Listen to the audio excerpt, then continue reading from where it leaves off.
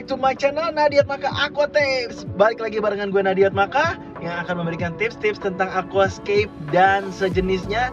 Jadi kalau bisa salah lebih awal, ngapain salah lebih akhir? Kalau bisa nggak salah, kenapa harus salah? Ya nggak? So, you have to check it out!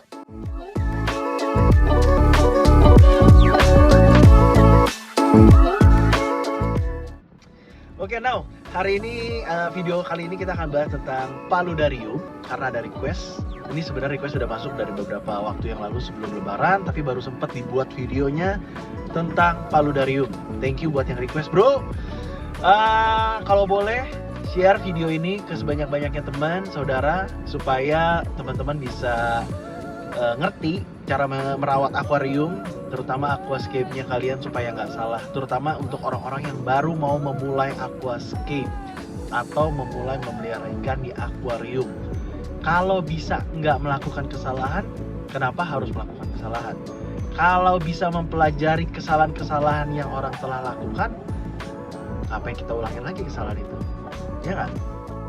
Yang pertama, sebelum masuk ke apa itu paludarium, ada baiknya kita mengenal dulu sejarah ini semua supaya orang-orang nggak salah dalam penyebutan paludarium, vivarium, akuarium, dan lain hal sebagainya yang berbau rium-rium. Ya. Jadi semua ini sebenarnya berasal dari satu kata yang dinamakan vivarium. Dari bahasa Latin, viva artinya kehidupan dan rium artinya wadah atau tempat. Jadi vivarium adalah suatu wadah untuk mengembangbiakan hewan atau tumbuhan, atau kalau mau dibilang atau adalah pengembangbiakan makhluk hidup. Awal mulanya vivarium dipakai untuk penelitian sebenarnya untuk hewan dan tumbuhan. Tapi makin kesini konsep vivarium juga semakin bertambah, semakin berkembang. Sebenarnya vivarium itu membawahi beberapa apa ya dibilangnya, beberapa rium-rium lainnya atau beberapa wadah lainnya gitu ya. Yang sering kita dengar pertama kali adalah akuarium. Akuarium seperti namanya adalah aqua dan rium, artinya adalah suatu wadah. Rium suatu wadah dan aqua adalah air. Oke, artinya ya satu wadah yang berisi air. Jadi kalau teman-teman beli es buah itu sebenarnya bukannya akuarium, itu adalah buahrium mungkin ya, karena isinya buah. Tapi boleh juga sih ada airnya ya, air es. Nah, ada juga orang-orang yang bilang, kamu melihara laba-laba di dalam akuarium ya? Nah, itu udah salah, karena laba-laba tidak hidup di dalam air. Ada sih laba-laba yang hidup di air ya, tapi orang-orang kan suka melihara tarantula di dalam satu kotak kaca, dan orang suka biasanya bilang, kamu melihara tarantula di dalam akuarium ya? Kamu melihara ular di dalam akuarium ya? Kamu memelihara lebah di dalam akuarium ya? Teman-teman, itu udah salah dalam penyebutan. Aqua artinya air dan rium artinya wadah. Artinya satu wadah yang dalam isinya air. Harus berisi air. Itu akuarium. Jadi kalau kering udah pasti salah. Oke? Dari urutan dari vivarium kedua, turunan dari vivarium kedua adalah disebut dengan greenhouse atau tanaman greenhouse. Jadi kalau teman-teman lihat ada rumah kaca untuk mengembangbiakan tanaman, nah itu disebut greenhouse. Menurut saya kebun raya Bogor masuk ke dalam greenhouse, karena di dalam kebun raya Bogor itu mengembangbiakan berbagai macam bentuk tanaman yang jadul, yang susah itu ada di sana, yang rumit juga ada di sana. Ada bunga-bunga anggrek yang aneh-aneh juga ada di sana. Jadi kebun raya Bogor masuk ke dalam kategori greenhouse, turunan dari vivarium. Yang berikutnya yang ketiga adalah aviary. Ini aviary juga kita sering lihat ya, kalau kalian ke kebun binatang, ada satu kandang yang isinya burung-burung. Di Ragunan ada, Taman Safari ada, di Ancol juga ada. Itu satu kandang besar yang isinya burung atau penangkaran burung yang besar, itu adalah aviary. Aviarium gitu ya. Aviary disebutnya. Jadi kalian udah tahu ya, jangan bilang akuarium. Walaupun dia burung di dalam kotak kaca yang gede, bukan bilang burungnya ada di dalam akuarium yang gede. Salah. Aviary. Oke? Burung di dalam kotak kaca disebut apa? Aviary. Burung di dalam kandang yang besar disebut apa? Aviary. Tempat mengembangbiakan burung. Oke? Yang keempat ada namanya pond atau kolam. Jadi kalau buat teman-teman yang memelihara ikan di kolam, bikin kolam koi, ya kan? Yang paling sering di kolam apa sih? Koi. Nah, bikin kolam koi, bikin kolam apa lagi ya? Ya kolam ikan lah ya. Itu disebut dengan pond, POND, pond. Itu juga bagian atau turunan dari vivarium. Kelima adalah zoo. Zoo adalah kebun binatang. Secara garis besar di dalam zoo banyak banget jenis binatang. Bukan cuma ikan, ada jerapah, ada gajah, ada macan, ada monyet.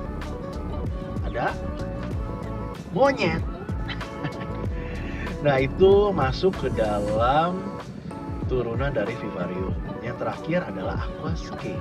Aquascape yang saya pernah jelasin, aqua artinya air, scape adalah landscape. Satu wadah berbentuk landscape dan berisi pemandangan yang di dalamnya terisi air, gitu ya.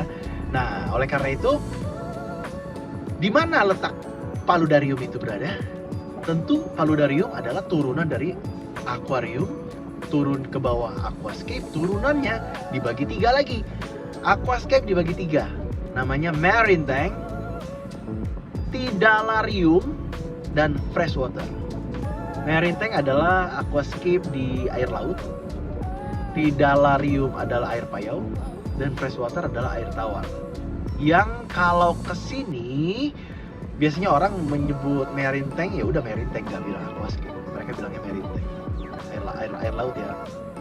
Dan yang biasa kita geluti di aquascape, ya udah dibilangnya aquascape.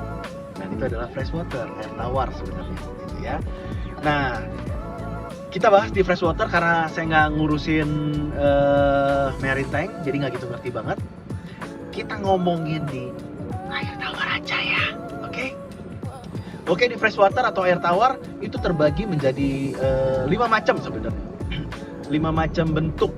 Yang pertama adalah terrarium. Nah, terrarium adalah seni menata habitat daratan dalam suatu wadah. Jadi di dalam kayak semacam wadah kaca biasanya itu ada pintunya, di dalamnya tuh dibentuk kayak pegunungan. Tapi kering. Jadi kering, nggak ada airnya. Jadi nanti di dalamnya mungkin ada ular, ada laba-laba, atau ada serangga yang tadi saya bilang ya. Bisa juga ada taruh kura-kura yang tapi dikering ya, nggak ada airnya. Begitu ada airnya di dalam, beda lagi penyebutannya. Jadi terrarium adalah suatu habitat atau ekosistem darat yang kita buat semirip mungkin, sedekat mungkin dengan aslinya. Yang kedua adalah biotop. Biotop adalah replika habitat atau ekosistem air tawar pada satu area. Nah, biotop sendiri juga masuk ke dalam salah satu jenis atau style setting up di aquascape. Ya, tadi yang pernah saya bahas, misalkan kalian mau setting tema biotop ini, biotopnya Sumatera, maka teman-teman harus ngebentuk sungai di Sumatera seperti apa, ada dedaunannya seperti apa, pohonnya seperti apa di Sumatera, jenis-jenis ikan Sumatera apa yang hidup di sungai itu. Nah, kalian harus buat serupa, semirip mungkin dengan aslinya. Itu biotop. Yang ketiga, nah masuk nih paludarium. Jadi paludarium ini sendiri sebenarnya adalah sebuah seni dekorasi akuatik yang mensimulasikan area rawa di mana ada area daratan dan area berair. Jadi ada satu wadah dibagi 2. Ada setengah daratnya, setengah airnya. Tapi sebenarnya nggak setengah sih, kayaknya sekitar 70% darat atau 80% darat, 20 atau 30%-nya adalah bagian air. Jadi ngebentuk benar-benar seperti teman-teman ngelihat di area pinggir-pinggir gunung yang ada sungainya atau pinggir-pinggir lembah. Kan lembah turun ke bawah, atasnya kering, bawahnya air. Nah, ini adalah perpaduan kering dan air, kering dan basah. Jadi ada daerah kering, ada daerah basah atau daerah berair. Itu adalah paludarium. Yang keempat ada namanya riparium. Riparium adalah dekorasi akuarium yang menyerupai pinggiran danau atau sungai. Di sini kita nggak ada area kering dan basah. Paham ya? Cirinya adalah tanaman yang tumbuh keluar dari akuarium. Jadi kalau saya kasih contoh, nih ya, paludarium. Bisa lihat ini paludarium. Ini riparium. Riparium tetap full air, tapi di dalam full air ini ada tanaman-tanaman atau kayu-kayu atau hardscape yang keluar dari perairan. Kalau paludarium di dalam satu wadah kaca ini terbagi jadi dua, ada setengah atau 70% yang kering, 20%-nya adalah berair. Kelihatan berbeda ya, tapi kadang orang suka salah sebut atau kadang suka salah pengertian. Paludarium dan riparium dianggap satu poin yang sama, padahal sangat berbeda. Yang kelima, freshwater itu sendiri atau freshwater planted tank gitu ya. Ini yang kita sebut dengan aquascape. Jadi tadi adalah penjelasan secara detailnya tentang vivarium. Tadinya saya mau skip itu, saya pikir nggak perlu. Tapi saya pikir-pikir lagi sebenarnya penting. Sayang kalau dilewatin, cuman ya udahlah, saya berkorban tentang menit yang lebih banyak ini. Saya nggak tahu berapa banyak view yang akan muncul, akan jadi lebih banyak atau enggak juga saya nggak peduli. Oke. Saya ringkas tentang vivarium. Sebenarnya vivarium itu dibagi secara ekosistem ya. Secara ekosistem vivarium dibagi jadi tiga ekosistem, yaitu air, darat, dan juga perpaduan air dan darat. Itu simpelnya. Vivarium dibagi jadi tiga ekosistem, ini berdasarkan ekosistem ya. Air, darat, dan perpaduan air dan darat. Zoo masuknya apa? Zoo kalau cuman zoo-nya doang itu darat. Tapi kalau zoo di dalamnya ada kura-kura, ada buaya, itu udah masuk dalam perpaduan air dan darat. Sekarang saya akan bahas satu persatu tentang ekosistem ini.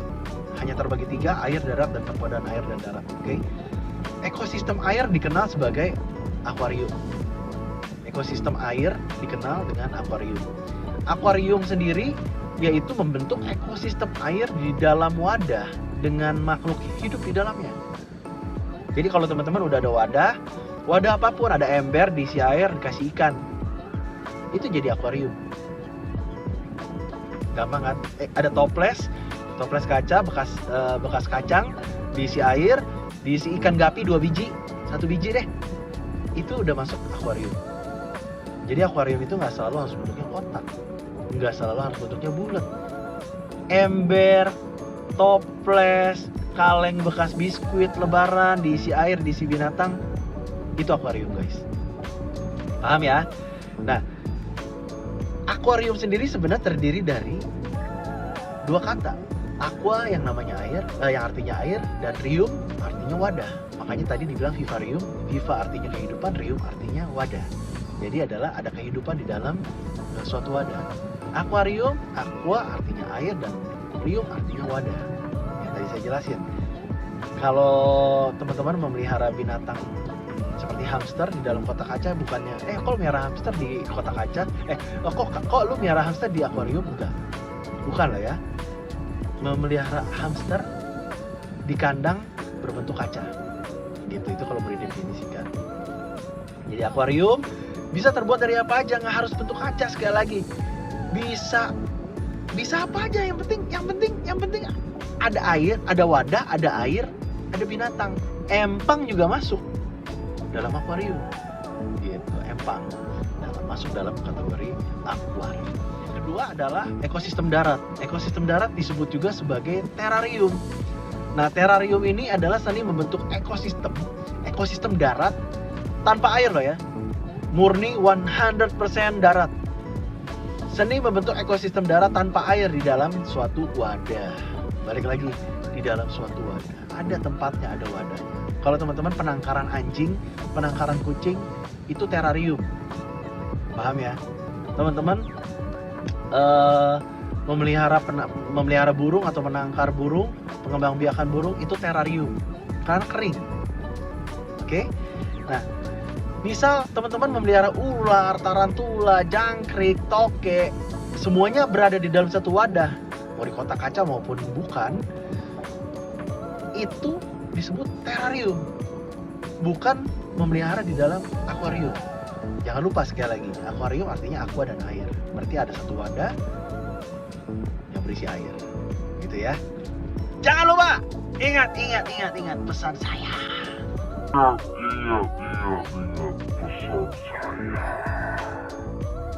Dan ingetin teman-teman yang lain, oke?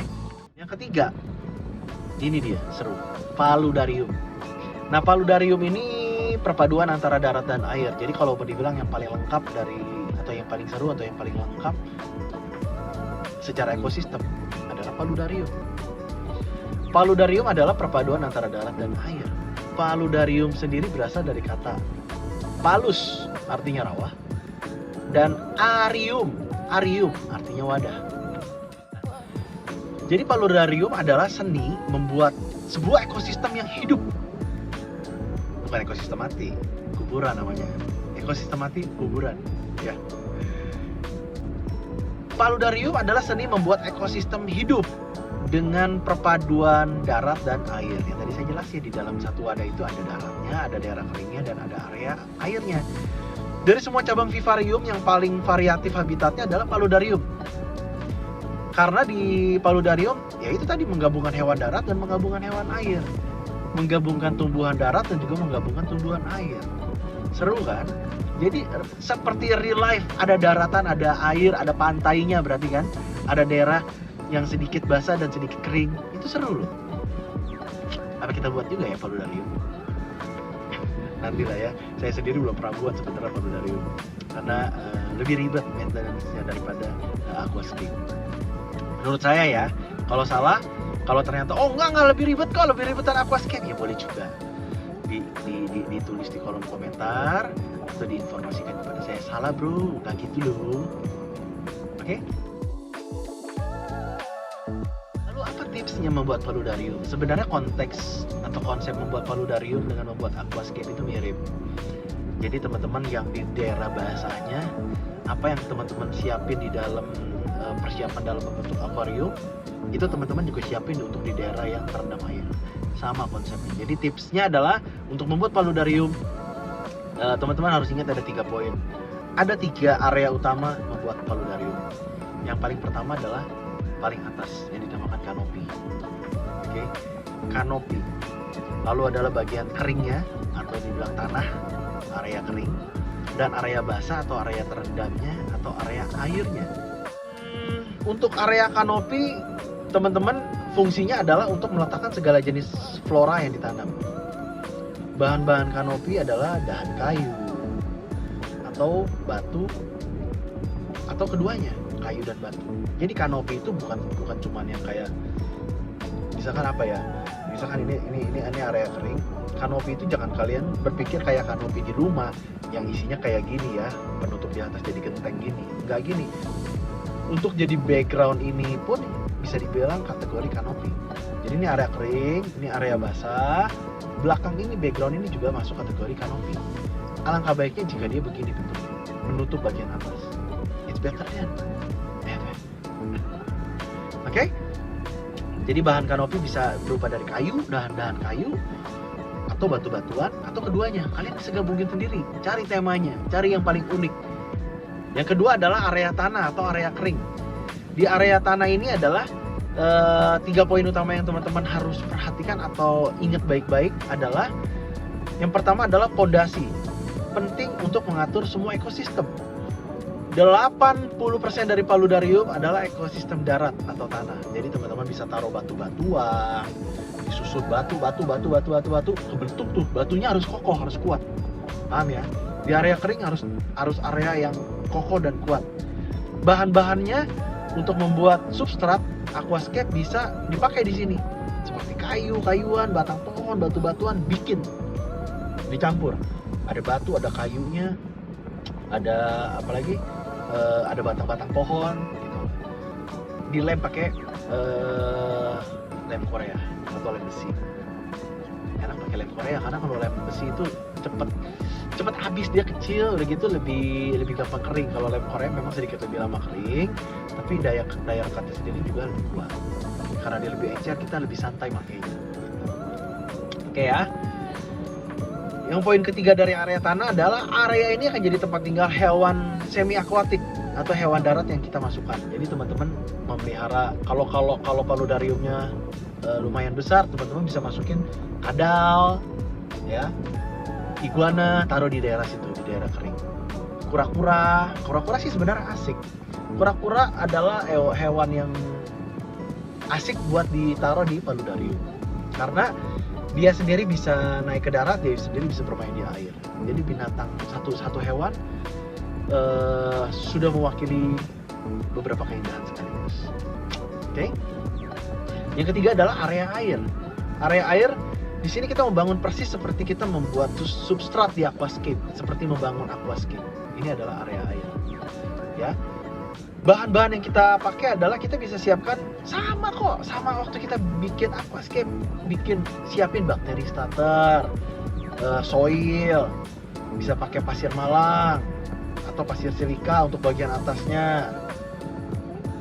Jadi teman-teman taruh bakteri starter, teman-teman taruh pupuk dasar, ditimbun sama soilnya ditutup lagi sama pasir malang supaya nggak gampang taninnya nggak gampang keluar ke permukaan gitu loh ya.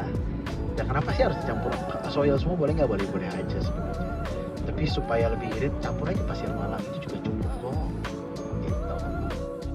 Oke, itu aja dari saya. Jadi kita udah ngerti sekarang paludarium, aquarium, aquascape semua masuk ke dalam satu wadah utama yang disebut dengan vivarium. Vivarium punya banyak turunannya. Dan tips membuat paludarium sesimpel itu.